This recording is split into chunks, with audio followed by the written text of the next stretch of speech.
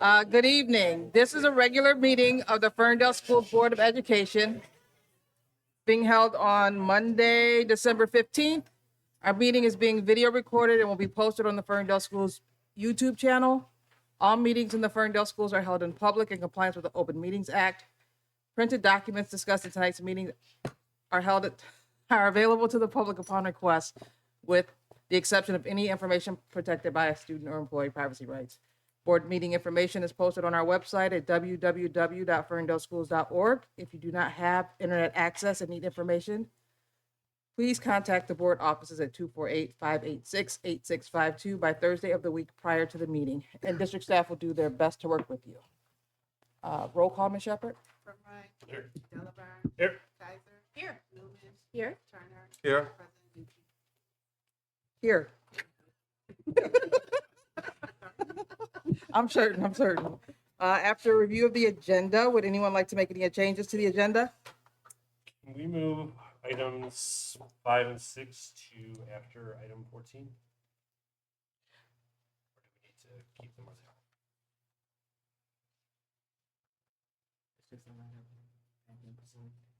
If we put them at the end, Have to come out and go in. but if we move them, then all the other things are up. I mean, I'm open. Are they there They're on the- purpose? Just because they're in and out. So you want to make 5 and 6? Oh, I got you. fif- Item. the new 15 and 16? Yes. Yeah.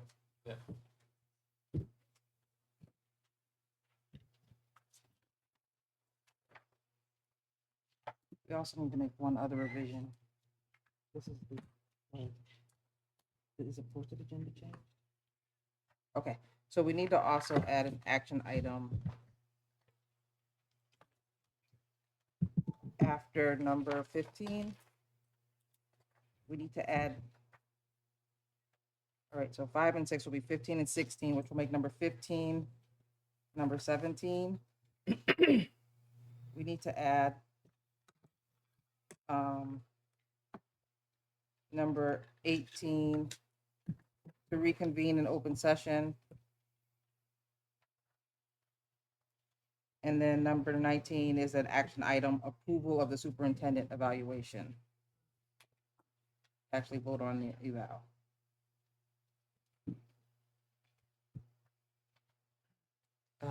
So 19 will be an action item, then 19.1 would be approved rating of superintendent. It's just gonna be one, at number 19, action item, approval of the superintendent evaluation, which will make adjournment number 20.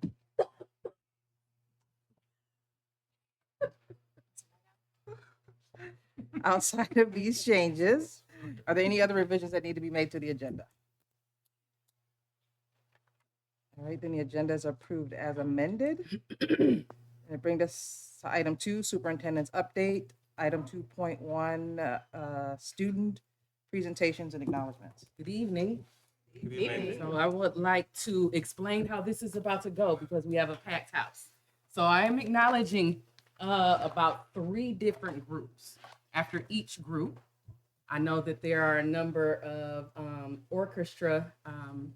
There's an orchestra concert. So after our first, I'll pause. You can depart, then come back. So it'll be a lot of moving. Okay. So everybody pack your patience. All right. So good evening again. I would like to first call up our girls swim relay team, which is Chantel Foreman, Josie Krupa Grove, Amelia Pollock, and Alexis Morezic.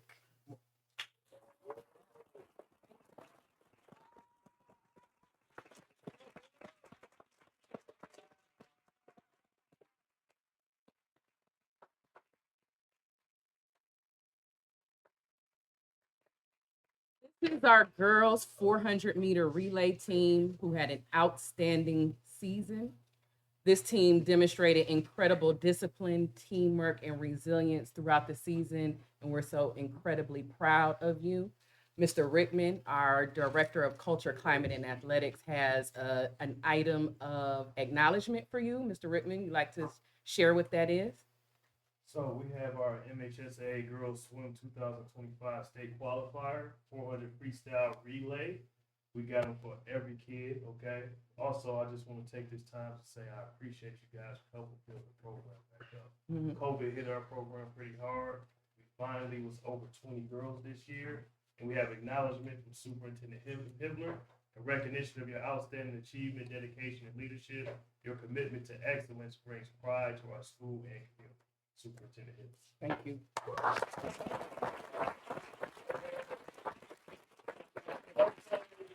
We are also the student athletes of the month. Oh.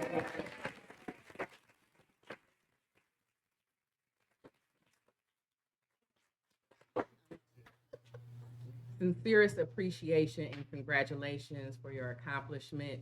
We won't be upset if you have to dash out to the orchestra concert, but thank you for being here. We wanted to make sure we publicly acknowledged you. If you want to turn around and just wave to the camera real quick. There you go. Now it's official. Thank you so much.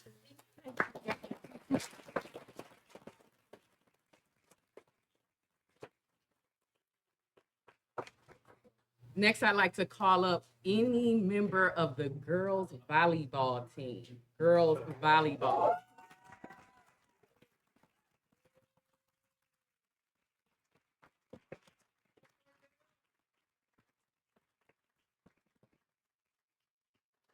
I just want to acknowledge they actually have the ball. Hold that ball up. Let everybody see it. This is very.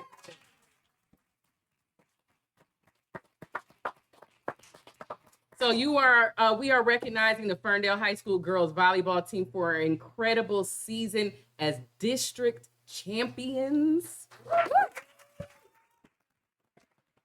In addition to bringing home the district title, several of our athletes earned all OAA honors, which speaks to both individual excellence and the strength of a team as a whole. So a special congratulations to Lucy Clark, Serenity.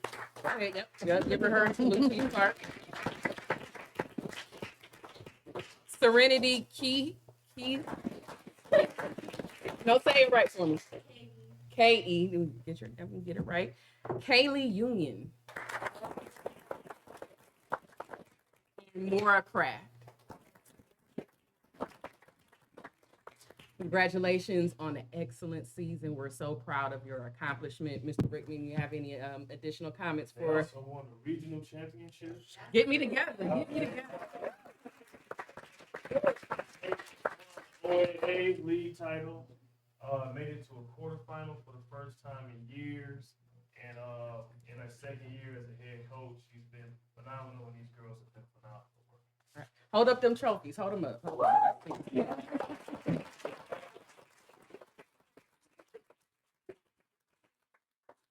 Any seniors? Seniors, let me hear your names.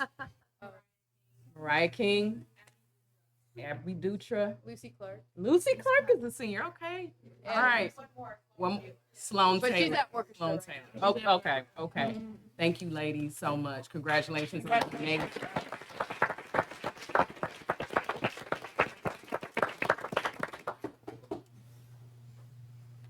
Thank you. Thank you.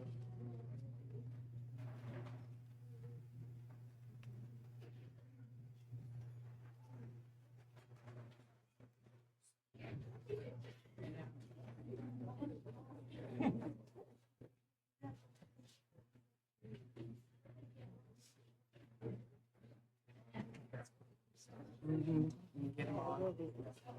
Small pause. Small pause. I got the first one. Yeah, you guys, if you want to take another seat or whatever.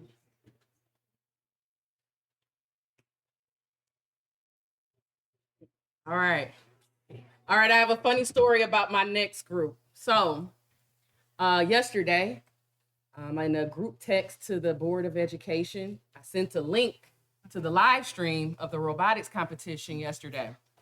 And I said, wouldn't it be cool if tomorrow, which was already planned to give an acknowledgement, wouldn't it be cool if we acknowledged state champions tomorrow? And guess what happened? We got state champions in the building.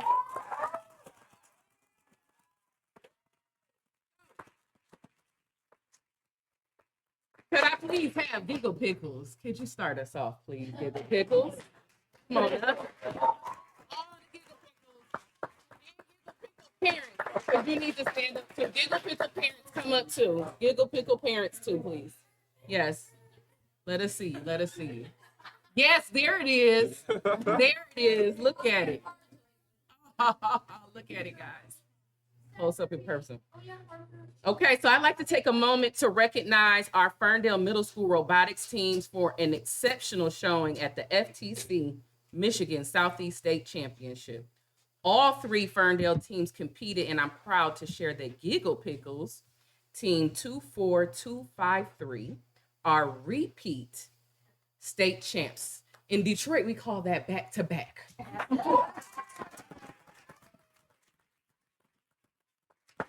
Your age group might not understand that reference, but your parents do. Okay. They went undefeated.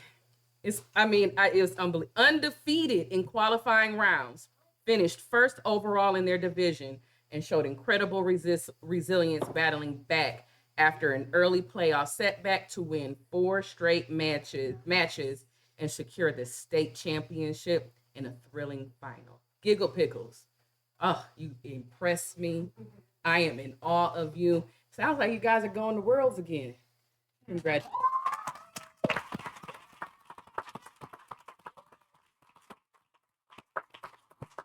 Is Worlds in Texas every year? Houston it does, but in Texas. Where is it? Worlds? Is it in Houston? It's in Houston again? Okay. All right.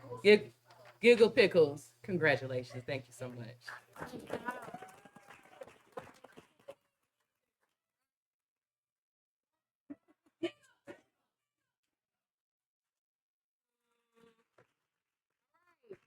Can I have Screaming Eagles? Where are you, Screaming Eagles?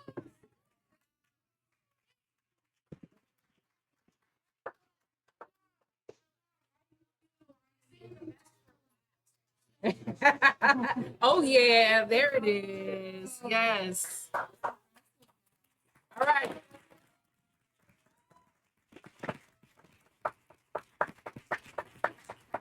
Screaming Eagles, team 13002, also had a strong performance, opening the event 5-0 and earning a third place Innovate Award for their creative and highly innovative robot design.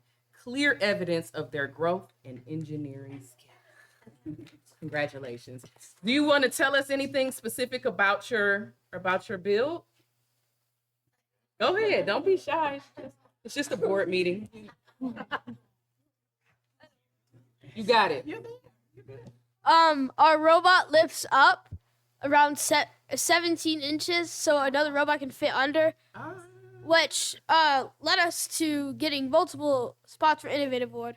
We won the Innovative Award at Grosse Pointe, and they got third place in the Michigan finals, and placed 11th in our division for Michigan State, for Michigan finals. Impressive.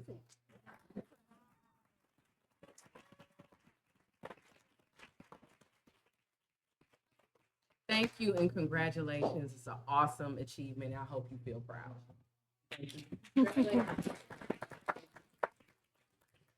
And last but certainly not least, Electric Bacon. Come on up.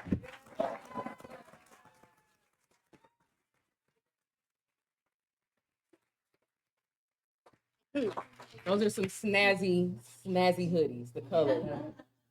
All right, Electric Bacon, team 13733 competed in a tough field and had several close matches, including a standout victory that highlighted the competitiveness and depth of the program.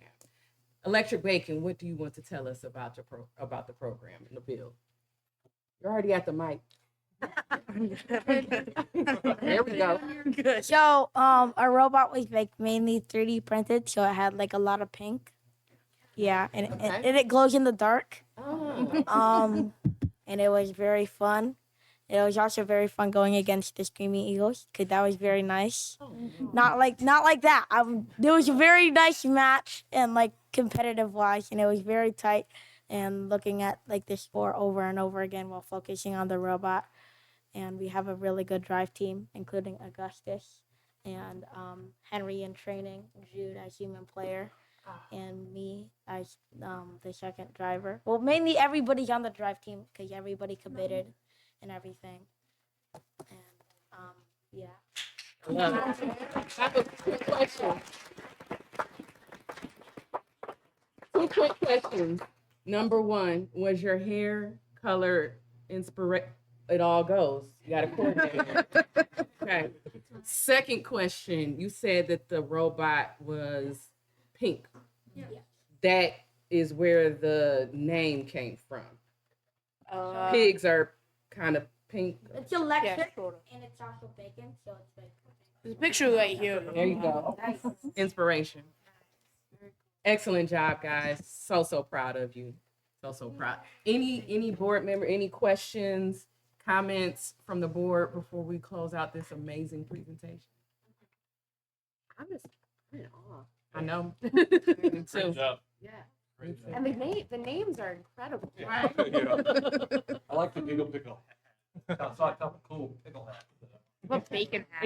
It's the pickle soup. The pickle Yeah, soup. but also I recognize the big hat. Yes. Should have bought me I like bacon. all that. I like that. Oh, you saw. I just want to say that all of these accomplishments are so worthy for this type of public and formal recognition. I hope that you feel proud.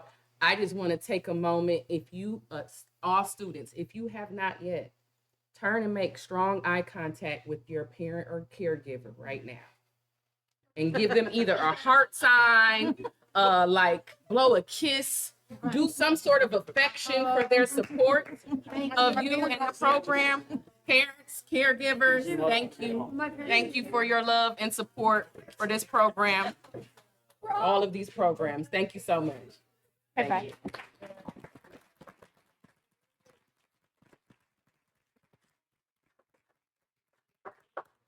All right, we're gonna take a long pause. In case you're welcome to stay, but you're also welcome to go.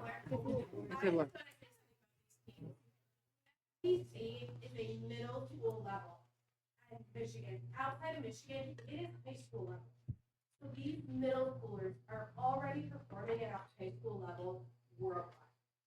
And it just shows how the teams all come together, but what they've achieved and their talents, they're just gonna keep going. Can't wait. They're already at a high school level worldwide, and they are all the way to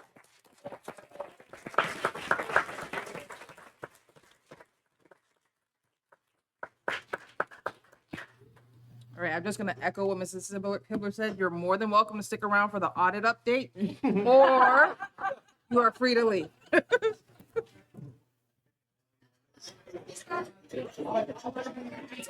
That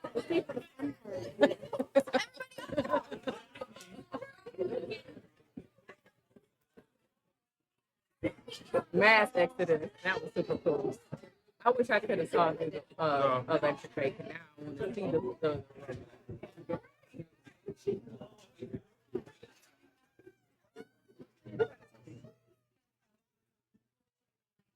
Thank you.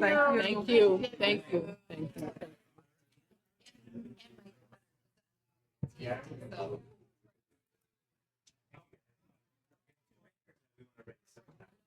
Let's go. We're ready. Right. We need a flag. All right. Also, thank you for that snow day last week. This is there, right? That brings us to item 3, the Plant Moran audit presentation.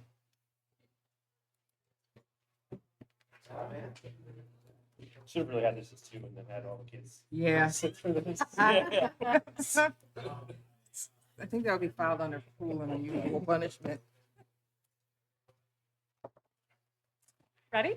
Yep. So, oh, awesome. Well, I'm certainly not going to be as interesting as all that. We certainly cleared a room, but my name's Lisa Vargo. I'm a partner at Plant Moran in our K-12 group, and with me is Phil Norris, and he was the manager on the engagement today. So we're just going to take a few moments and go through some high-level information about the audit and the audit results today. But before I kind of jump into the presentation, I just want to kind of take a step back and talk for a few moments about what the audit is, and thank Dawn and the finance department, because there's a lot of work that really goes into to be able to have us be able to stand up here. I could quantify it into hours, but that won't even justify the amount of hard work that goes into it. When we come out here, we're doing a lot of assessment of controls. We're working with a lot of people. We're interviewing a lot of staff. We're doing more than just looking at numbers. We're looking at a lot of compliance work, like are things right and wrong from a technical standpoint. We're looking at, and then also obviously the numbers and the finance numbers and budgets and all that type of fun stuff there. We're interviewing a lot of different staff. So I just want to say thank you. We have a lot of courtesy has been stowed upon us as we're here. And so thank you very much, because if I will put in some numbers, we are probably here in total about 3 weeks, full time with a staff of about 4 people, bugging everybody. So thank you very much. So with that, I'll go to the first slide here. So the summary of the audit results. Essentially, we do 2 types of audits. One audit is the financial statement audit, which are the numbers, as we're going to go through, and that's what Phil's going to go through, some of the high-level numbers. The result of what we're hired to do is put an opinion on that.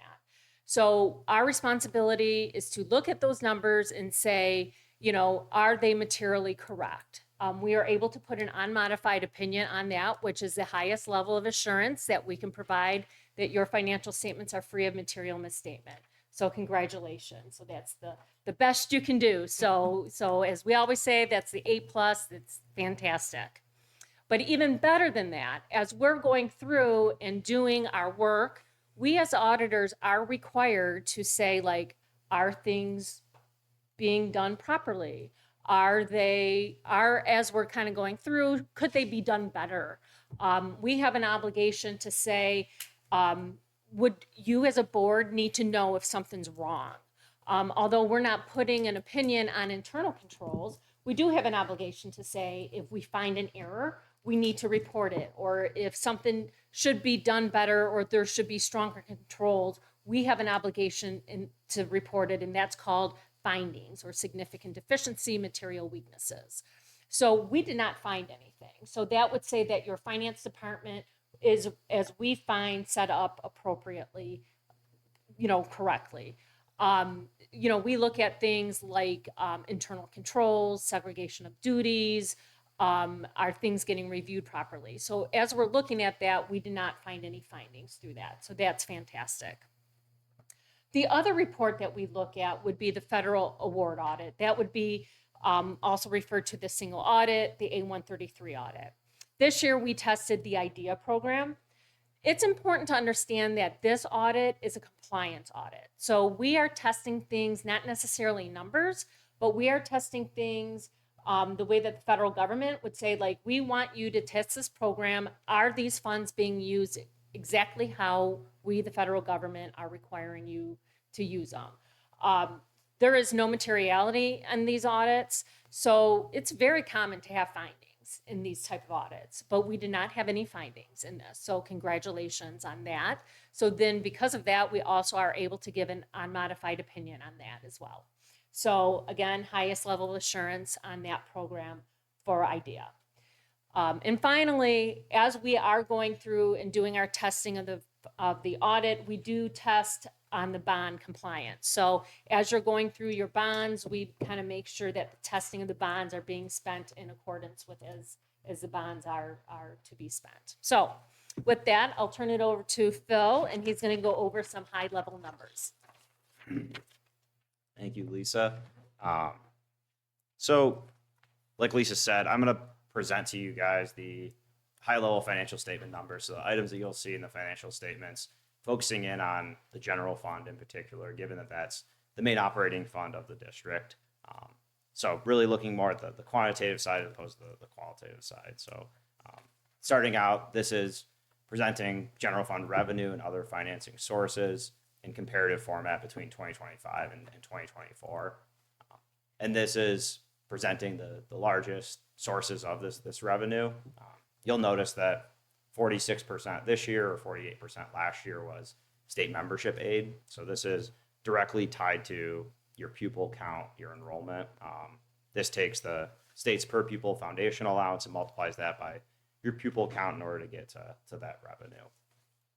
The next largest portion is the 38% this year or 34% last year, and that represents other state, local, and interdistrict sources. This is categorical grants and special education millage. And then just quick note on the categorical grants, it is a little bit different than a lot of the other revenue that you have in that there's usually some strings attached. So there's requirements on what you can and cannot spend it on. And then next you'll see property taxes comes in at 11.5% this year, really consistent with what we had last year.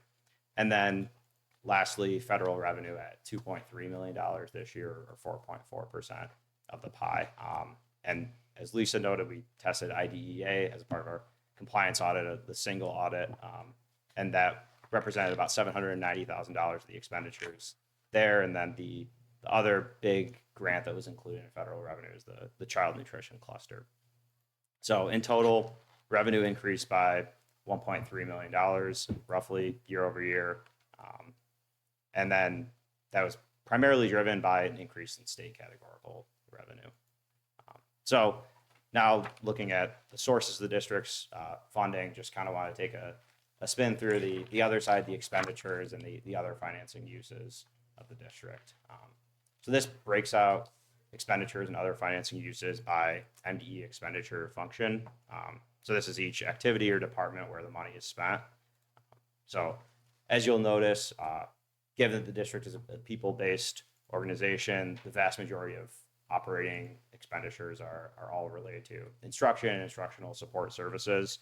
This is like teacher salaries and benefits, as well as librarians, counselors, instructional aides, all those things, all the items where you're really keeping your resources in the classroom. Next largest portion is operations, maintenance, central, and transportation at 15.5%.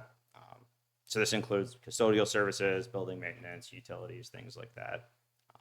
And then next is school and general administrative and business services at about 8.4%, covering principals, assistant principals, other leadership roles, things of that nature. And then just smaller last few categories representing each less than 3%, capital outlay and community services round out the rest of the pie. So again, the split is really fairly consistent year over year.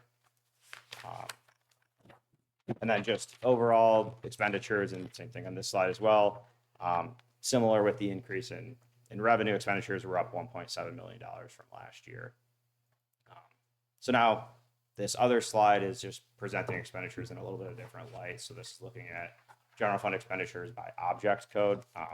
So this is really what the items are being spent on, the service or item that's purchased with each expenditure. So consistent with what we saw on the previous slide, if you look at salaries and wages plus benefits, the two largest portions on that pie, that represents 79% of total spending, and that's all on personnel, people-related costs. The next largest category is purchase services, is about 14% of expenditures. So things like substitute teachers, contracted instructional support, other specialized services that might not be provided in-house.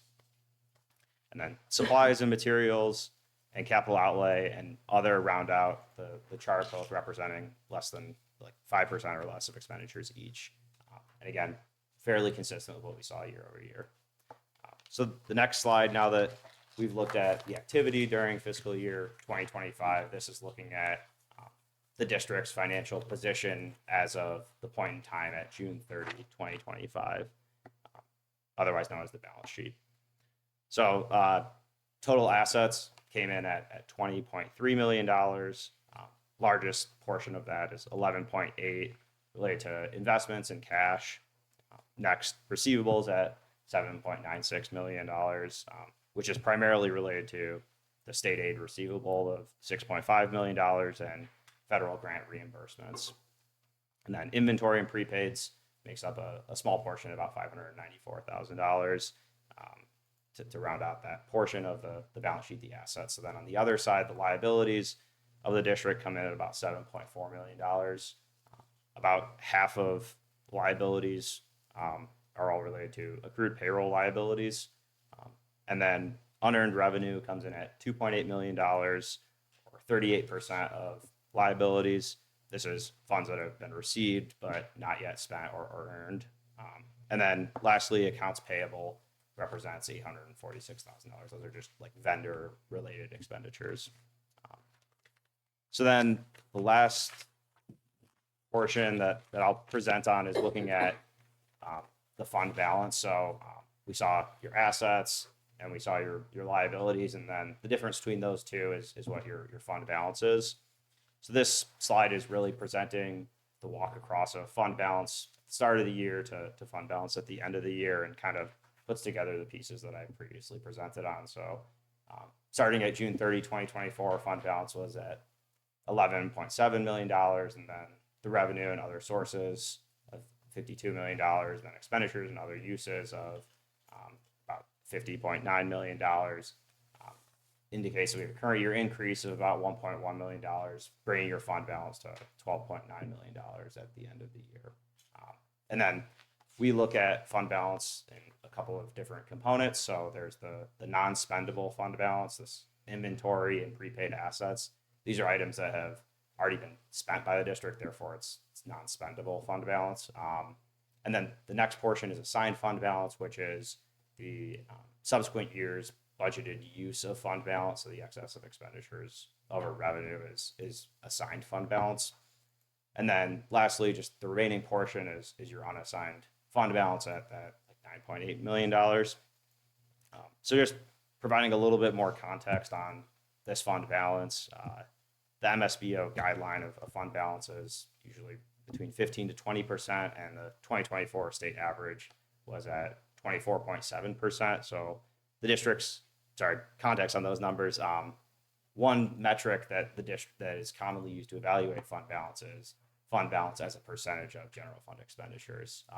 So fund balance at 12.9 divided by expenditures of 50.9 gets you to a percentage of 25.4%. Those metrics that I was saying earlier, the MSBO guideline of fund balance as a percentage of expenditures is between 15 to 20%, and the 2024 state average is 24.7%. So it all indicates that the district has a healthy fund balance at the end of the year. So I'll kick it over to Lisa to kind of outline fund balance history of the district the last 10 years. Just a couple more slides to wrap it up. As Phil said, the ending fund balance at the end of the fiscal year 2025 is about $13 million. This slide shows the history of the fund balance over the last 10 years. As in recent years, the district has had the increase, the focus of sustainability. And you can see from 2016 and onward, the increase in the fund balance over the years. Having the fund balance provides the district with the operational flexibility. As you can, historically over just even the past year, with the state budgeting slowdown, federal shutdown, it's important to have that fund balance there to allow the flexibility. It's important to have that fund balance to always allow the flexibility and weather the storms. So it's a great job to kind of see that growth of the fund balance over the last 10 years. And in the final chart here, so we always kind of like to look at the student enrollment. This gives the last 10 years of the student enrollment. So as you can see, with the exception of the little blip during the COVID years, the enrollment has really been kind of evening out, or it appears to stabilize recently. As Phil said, the student enrollment is really what's driving from the foundational allowance. In 2024, the per pupil foundational allowance was $9,608 per pupil, and it will increase in 2025 to the $10,050 per pupil. So, it's just interesting to kind of watch the the history of the population from 2016 and onward. So with that, that ends up our presentation, and I will pause to see if anybody has any questions. First off, thank you for all this work. I know it's a lot. Also, Hitler, Lucia Dawn, fantastic work. I mean, just seeing consistent numbers is just so fantastic. Few questions. On slide 5 on the general fund expenditure by object, Yes. is there like a target number for the percent on salaries and wages, or does that like depend on size of school district? It really depends on size of school district, and I do also think it varies to school districts based on how much they're contracting out and how much is in, so I see some of my school districts, the percents might be higher or lower depending on how much they're using from third So parties. it's not easy to say that this is Yeah. a target. And then on slide 7, the assigned fund balance, that's basically just what we budgeted this year, what we're assuming we're gonna have to use. Yes. And and that number is always difficult because you're doing that budget before the end of the year. Yeah. And then, when was that time we had almost 3,200 students? We were just talking about that. We have to figure out why that's reporting in that way. That's not it's accurate. much higher, Yeah, it has something, we believe it has something to do with St. Mark's and something with our adult. We can't figure it out just yet, but that is not at all an accurate number. But that is what's being reported in MyStar and some of the other My School Datas of the world. So we have to rectify that. Definitely should do. I mean, this is not the most exciting social news, but showing that we've got an audit, it's really great signal for leadership here. So Okay. whether it's in the newsletter or We'll do. the social, just to say everything is tight here. For sure.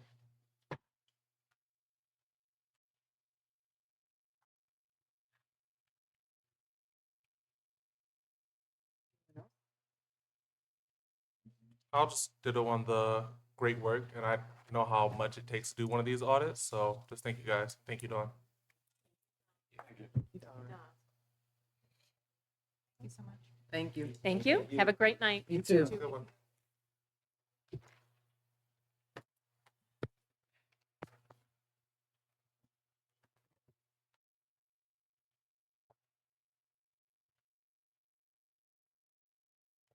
Great. This brings us to item 4, public comment. Is there anyone here for public comment?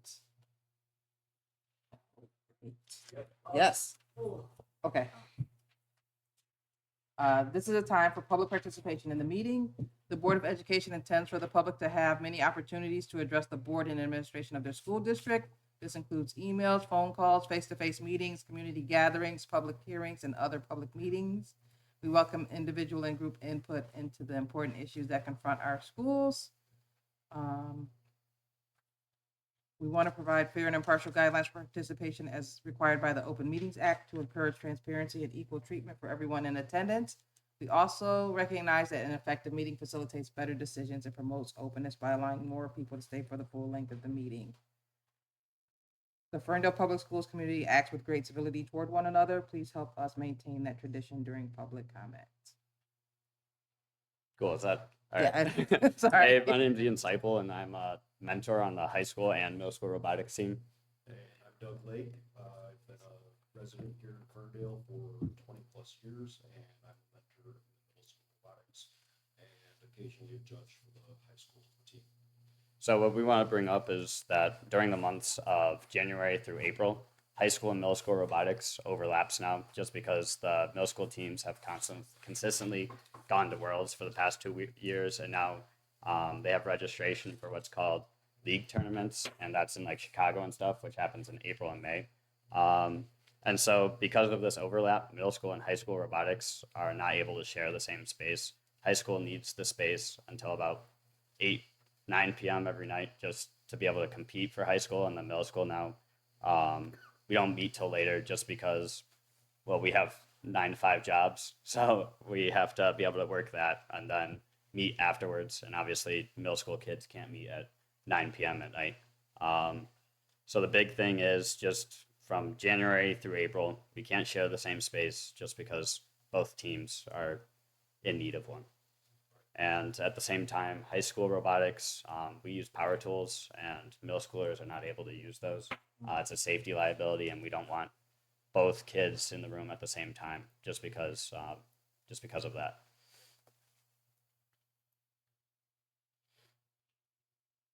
Yeah, that's really all I had. Okay. So it's just, as we've been growing, there's more, and now we're doing things like summer courses, going postseason. You know, right now we're already talking about what we'll be doing in January, February, which is great. The kids love it. It really helps to build this, but like Ian had said, it's really difficult when Impy and the high school team is completely in full gear for their actual season, and we're trying to continue our work. Really makes things difficult. So, Ladies, do you have their contact info? Can you leave your contact info? Yeah, with I Ms. got it on Shepherd? this sheet here. Just leave it with Ms. Shepherd, and one of these two will definitely follow up with Okay, you. thank you guys. I appreciate it. Thank you. Appreciate you guys. Have a good night. Great job. Congratulations. Yes.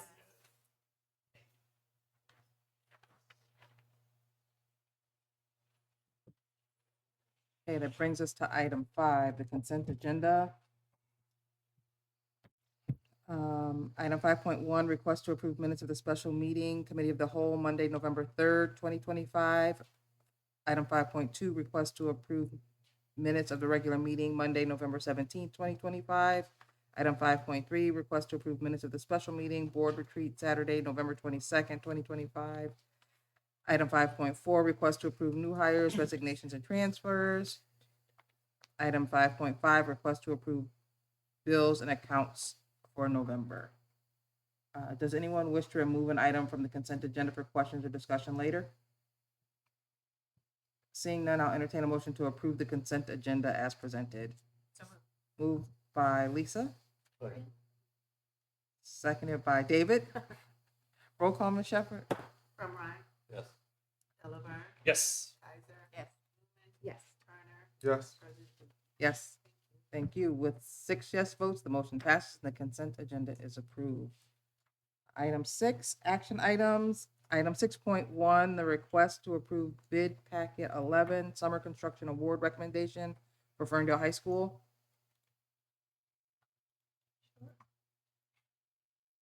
So, good evening, Board. This item was presented to you at the Committee of the Whole earlier this month. This summer, we're embarking on renovation to Ferndale High School auditorium, as well as to classrooms, the art classrooms and laboratories, select laboratories in the high school.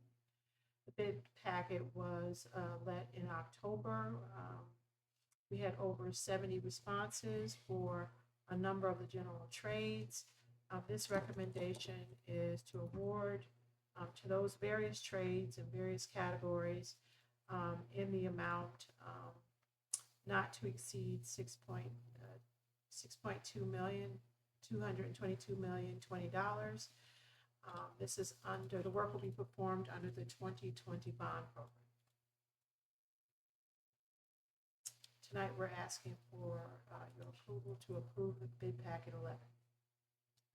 I'll entertain a motion to approve item 5.6.1, request to approve bid packet 11, summer construction award recommendation for Ferndale High School. I'll move. Moved by Jonathan, Second. seconded by Jessica. Any discussion on the motion? Excited for the new auditorium. Yes. Yeah. It'll be really cool. Roll call, Ms. Shepherd? Yes. Yes. Yes. Turner. Yes. From Ryan. Yes. Yes. Thank you. With 6 yes votes, the motion passes. And item 6.1, the request to approve bid packet 11, summer construction award recommendation for Ferndale High School is approved. Item 6.2, the request to approve the OCSBA proposed resolution for January 2026. Did you all have a chance to look at that? It was in the board packet. It's just a yes or no if we approve it. Okay. I'll entertain a motion to approve the request to approve the OCSBA proposed resolution for January 2026 as presented. Make a motion. Moved by Jonathan, Second. seconded by Mark. Any discussion on the motion? Roll call, Ms. Shepherd? Isaac? Yes. Newman? Yes. Turner? Yes. Summerall? Yes. Delabarne? Yes. President Dukes? Yes. Thank you. With 6 yes votes, the motion passes. And item 6.2, the request to approve the OCSBA proposed resolution for January 2026 as presented is approved. Item 6.3, the request to approve calendar adjustments.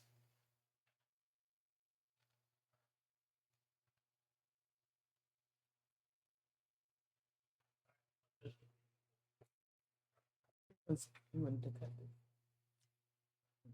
evening, everybody. Good Evening. How are we doing tonight? Good. Excellent. Good. So you might remember back in August, talked about a calendar and bringing up the possibility of using virtual days to ensure that we didn't lose any funding for half days. Well, the state, when they passed the budget, they slipped in a last minute change that immediately repealed the ability for districts to use virtual days and count them as days of instruction. So Tom and I are here to just give you an update on some reworking of the calendar so that we can make you aware, so we can get it out to the public in general. We've been in, thank you, Tom. We've been in discussion with FEA over this calendar issue involving the remote days. We have discussed a concept that I'd call it more than a concept, probably a tentative plan that they are discussing with their FEA council tomorrow, right? Yeah. It's one that we think is going to work well, and we would look forward to once they have ratified that agreement, we'll share details with the board. It essentially involves tweaking a couple days, taking a day that was currently planned as a remote day and changing that to a full day and making some other shifts on other days in the spring. So we think it's going to work well for the district, for kids, for staff. We're waiting to hear back from the FEA council on that proposal. And then we've also had some discussion about communications, broader communications with the community about that. So we'll be looking forward to sharing that. So you do not need our approval today? What's that? You do not need our approval today? Okay. I'm asking you. No, I don't believe we do. Okay. So we need to table item 6.3, the request to approve the calendar adjustment. Nope. Thank you. Okay. Thank you both. Thanks, everybody. Thank you. I don't think so. Do we need to move to table it? Can we just make it a retroactive change to the agenda? From earlier? Because technically, Go grab my since you book. already approved the change, we won't need Yeah. to come back. Yeah, for it's just, it's just information. numbers. Yeah, yeah. Okay. Item 9, informational items. 9.1, the budget to actual report. No, that's where we are, right? 7. Is that 7? Sorry. Let me change the rest of these numbers. Item 7, informational items. Okay, Hi, good. Dawn. Hello, good evening. Good evening. Evening, Dawn. This is the budget to actual for November, and if you remember last month, it looked a little out of whack, but we had 3 payrolls in October instead of 2, and so now everything's back in line. The only thing to point out really is the federal revenue. We haven't received any because up until late last week, we didn't have any grant funds available. And you know, that's a federal government thing. But so now they approved a couple, IDEA and I think section 41 bilingual or something. I don't know. Anyhow, so we'll start getting some money at least. Those are the 2 grants. Yeah. Any questions?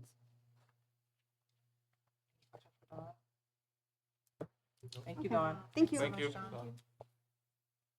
All right. That was 7, 8, consideration of any pool consent agenda items. We've had none. 9, our annual organization meeting is Monday, January 5th, 2026 at 6 p.m. Item 10, our next committee of the whole is also Monday, January 5th at 6:30 p.m. Number 11, our next regular board meeting is Monday, January 26th at 7 p.m. Item 12, Eagles, points of pride or comments. Who'd like to go first? I'll take this one. I had the opportunity to go to the, what was the word?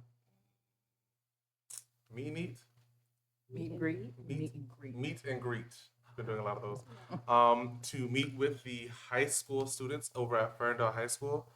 We had about 15 to 20 children in there. It was very diverse between grades, freshmen to seniors.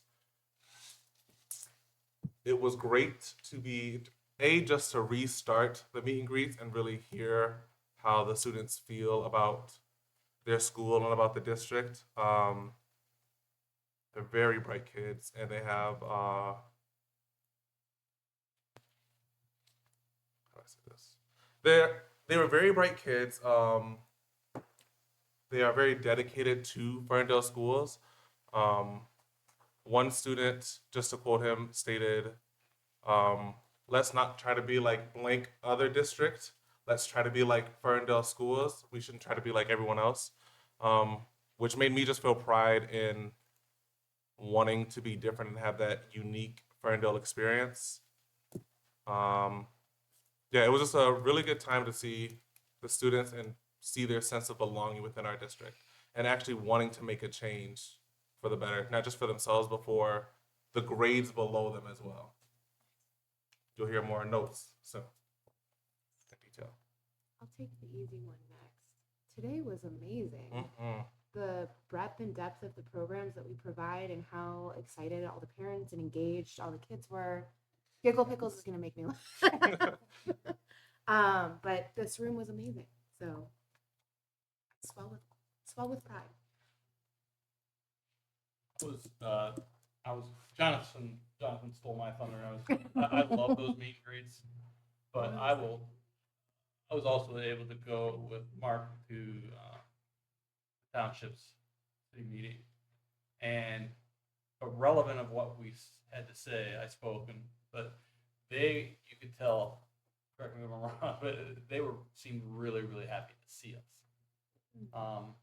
And I think that's important. And I got that feeling at the meet and greet too.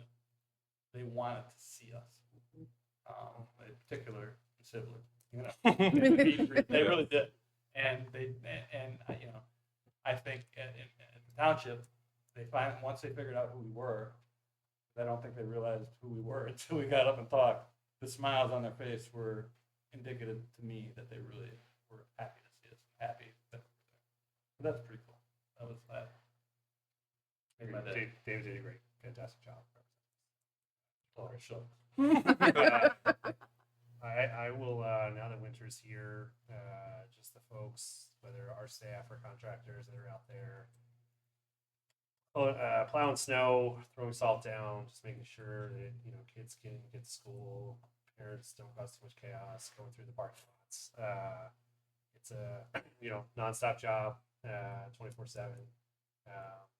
You're directing all of it. So, just appreciate all of those folks that are out there when it's dark out, making sure we can get school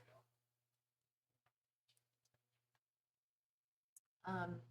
Over the weekend, President Dookie shared an article with the board on one of our teachers at UHS who started a horror class, English class, that really sparked my interest in a couple of different ways. I was an English teacher for 10 years.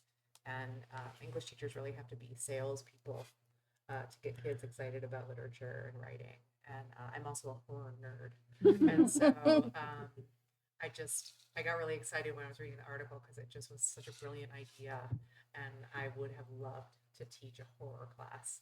And so I just felt really proud of her work. I think it's going on its 4th year of running right now. And what an exciting and unique experience that is for our students to dig into a unique genre that is not available to a lot of high school kids that can really get them into whatever gets you reading books and writing about books. More power to you. So good for her for that hard work. Well, next. Actually, all of you stole some of mine. I love sitting with the kids. That was awesome. But I would have to shout out Joy in Motion. So I attended the dance performance, and it was just back to back to back. My son went with me to drag a 13-year-old boy. And he was sitting there, he was like, I think that was the best one. He would comment, did you hear that? It was phenomenal. It was really, really phenomenal. I was planning to stay longer. And then the next thing I know, it was over. I was like, I want more. I thought we would do a little bit more. But those children did a wonderful job. Sierra, obviously being the first year dance, Yes, right? I was gonna say Dance first year instructor. She teacher. did a phenomenal job. It was a variety of dances, tap even. Couldn't believe it. It was a wonderful job. So that's a great segue for me because my Eagle Excellence is the All City Band concert that was also on Saturday. It is absolutely one of my favorite events, and I just enjoy in one space. You have your fifth grade, you have your middle school, you have your high school, and I was standing right next to Principal Jeffrey, and she was pointing out the like high schoolers that were used to be fuel students and just so excited that they stuck with the program and like seeing the growth. And it's just wonderful to see it in that way. You can truly see the growth of the program and the excitement of the students.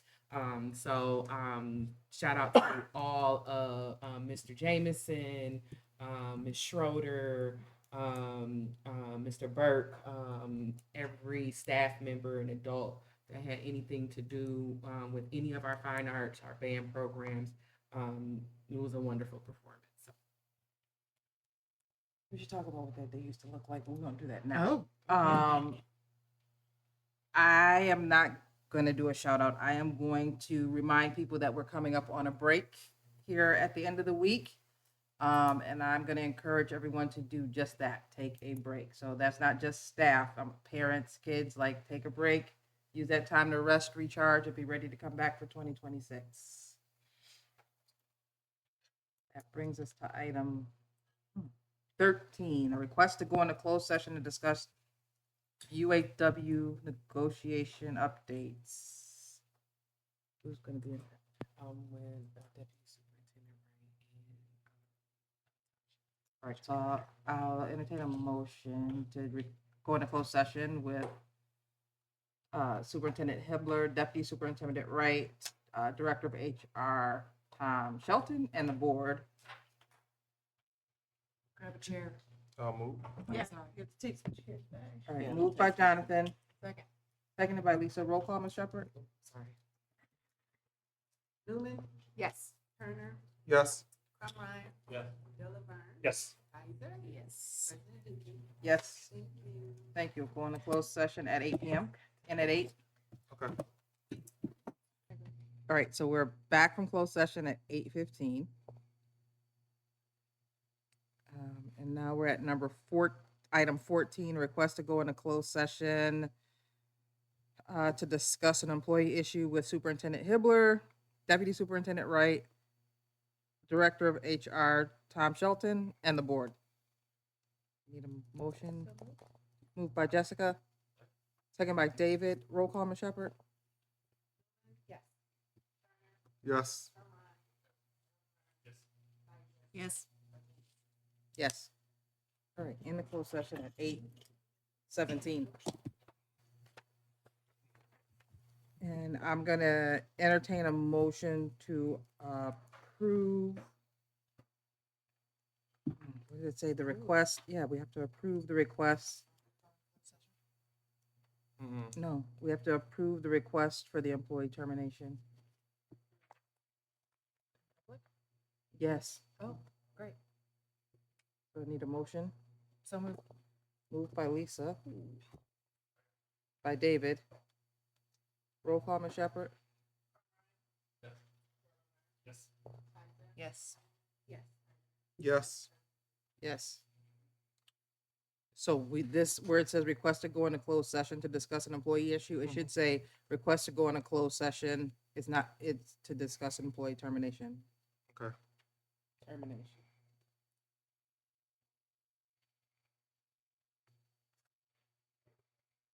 So 15 is still 15. Yes, it is. All right, we're gonna take a quick break. And then we're gonna take a 3-minute break.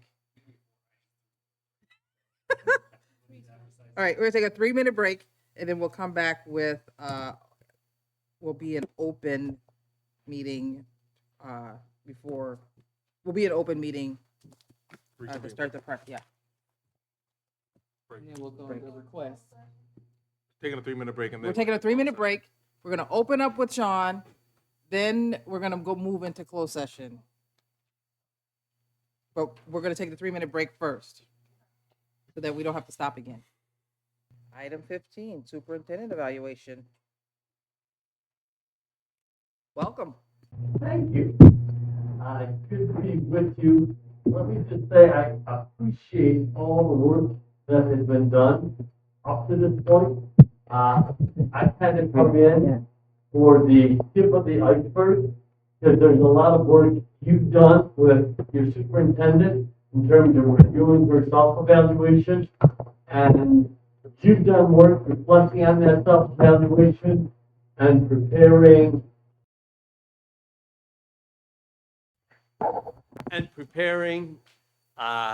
the notes you've brought to this meeting for the discussion. For those who might be watching, because we are live in an open session, we are using the evaluation instrument that can be found at masb.org. If you go to the right-hand column on that webpage, there's a button that says Superintendent Evaluation. And you click on that button and you can see the rubric that's being used for the superintendent's evaluation.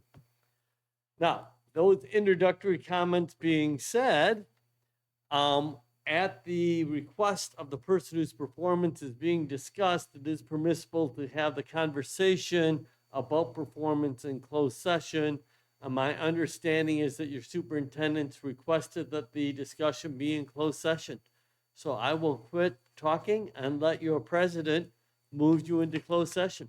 Great, so there's a request to go into closed session to discuss the superintendent evaluation.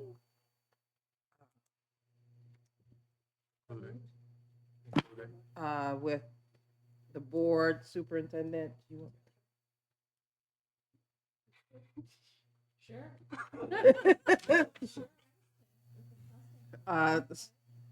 Superintendent Hippler, Deputy Superintendent Wright, and Sean Lewis Lincoln, right? Larkin? Lincoln from MASB. All right, moved by Jessica.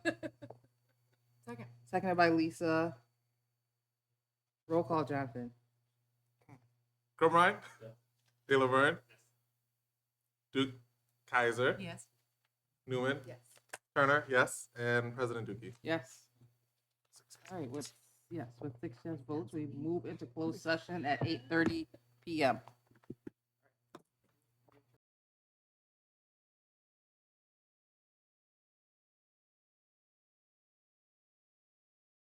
We are out of closed session and back in open session at 9:16 p.m. And then we need to now, item 16, action item, approval of the superintendent evaluation with a rating of effective. I'll entertain a motion. Move. Moved by Jonathan. Seconded by Jessica. Roll call. De Laverne? Yes. Kaiser? Yes. Newman? Yes. Crumrine? Turner? Yes. And President Dookie? Yes. With 6 yes votes, the approval of the superintendent evaluation with a rating of effective is approved. We are adjourned. at 9:17.